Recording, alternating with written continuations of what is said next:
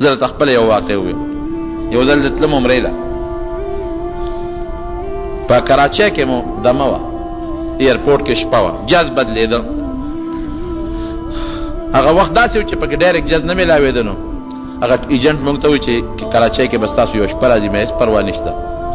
نو جز کې لاړو، نو سار د کراچۍ نه د جدې فلایټ و چې موږ کوز شو څنګه کراچۍ کې. نو هغې قانون دی چې دا جز یو وي او پکې شپه په منځ کې راځي، نو هغه جز والا به دله د هوټل انتظام کوي. نو ما ته خو طریقه معلومه وه، نور کسان هم پکې وو. نو زه هغه کاونټر له ورغلم، خو چې زه ورتلم د دې سوات د علاقې یو څو بوډاګان ما نه مخکې روان وو. لاړل هغه کاونټر له هغوی هم تلل، زه ورپسې روان وم. چې زه تلم یو بټوه پرته وه، دا حاجیان دی غاړې ته یو بیګ غوندی چې رکوټې یو بیګ پروت. یو سړی په یو پنجابي د ما نه مخکې کېده، خو زه پې مخکې شوم، ما راوچته کړه. دروغ مې ووې، توریه غوندې مې وکړه، خدای دې راته معاف کړي. پنجابي وي دا څه کوې؟ مې د ما ملګري دي هغوی ده. هلکې مې دا سوچ وکړو چې خو چاته غریبانانو نه پروتې دي، کاونټر والا له به ورکړم، دا خو یې پټوي. الله چې ما هغه بټوې ته وکتل، نو په بټوه کې شناختي کارډ راووت، پاسپورټ پکې راووت. خوله مې کړه پاسپورټ راووت، ځکه نښه به معلومه، پاسپورټ راووت، شناختي کارډ راووت، ویزه پکې راووته، او پکې بلا پیسې ریالونه هم راووتل. بس کاونټر والا له ورغلم، ما ورته وویل ما له سهار فلایټ ته ټکټ مې ورته وښو هوټل، خو هغه شناختي کارډ مې پوه نه کړ، ځکه د افسرانو پته نه لګي، وی بابوګانو مې دا زما ملګري دي او ما دوی چې د کوم هوټل ته لېږلي دي، ما هغه هوټل ته ولېږه. وایي ښه، بس هغه پرچه راله جوړه کړه. مې دا کوم هوټل ته لاړو؟ پلان کې هوټل ته دغه ګاډي ته وخېږه، سرکاري ګاډي د پی ای هغې ته وخېږولم، هوټل ته لاړم.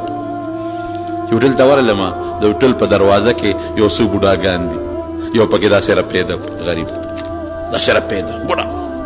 زه خو پوهېږم شناختي کارډ باندې خو فوټو ما ولیده، همغه بابا و. چې ورغلم مې بابا ولې؟ یو ما ته وایي بچي را دنه بټوه پرېوته، پته نه لګي چې جس کې ته پروتې ده که بار ته پروتې ده، او دا غریب عمرې له روان دی، پیسې هم دي پکې، پاسپورټ ټکټ دوس موږ نه پاتې دی غریب، هېڅ پته نشته چې کوم ځای ته پروتې ده. بابا داسې و چې د ما په ډېر رحم راغی.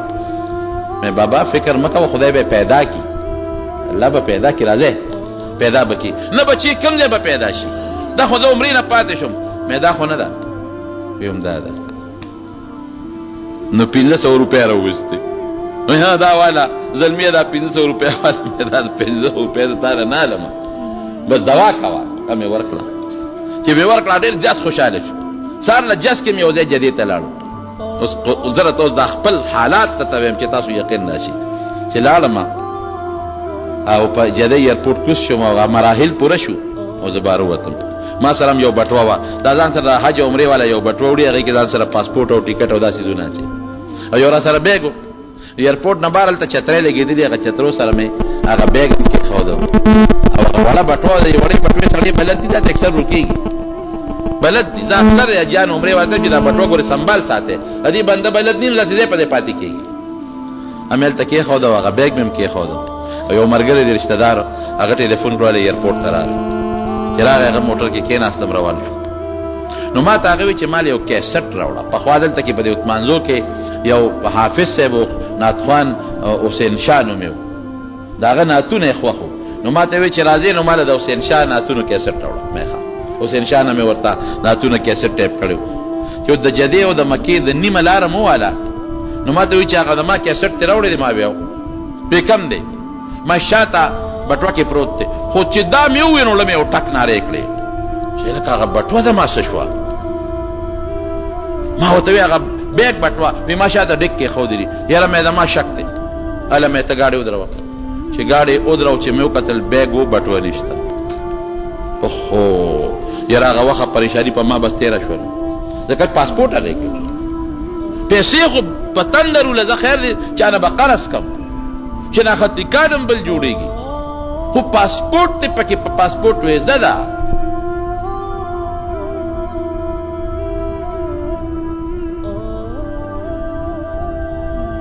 دومره سپیډ کې را روان، جده کې رشم زیات دی. ایرپورټ ته چې ورلو او هغه برجې سره م ګاډي ودرو چې مې وکتل بټوه پرته وه. خوله کې مې بیا هم سودا وه، مې سې نسته چې اوچت کړي نه. چې ورلم او کولاو مې کړه بټوه، ټول سامان پکې امانت پروت و، هغه ته مې وی دا د هغې سلې بدل ماله هم په هغه سفر کې یو شوار اوس پس راکړه که ما په هغې ځان غلې کړی وی نو دا ماته نه میلاوېده هغه غریب به د حج نه محروم و ما نه به دا روکه شوې وه خدای خبر چې ما سره به خدای څه کوي زما وروڼو د نیکۍ بدل دا یاد وساتې ذهن کې د نیکۍ بدل به د بنده نه نه غواړي چا نه به غواړي الله نه او دا به یقین ساتې چې د خدای نه زه د نیکۍ بدل غواړم نو رب العالمین ما ته د هغې بدل خامخا راکوي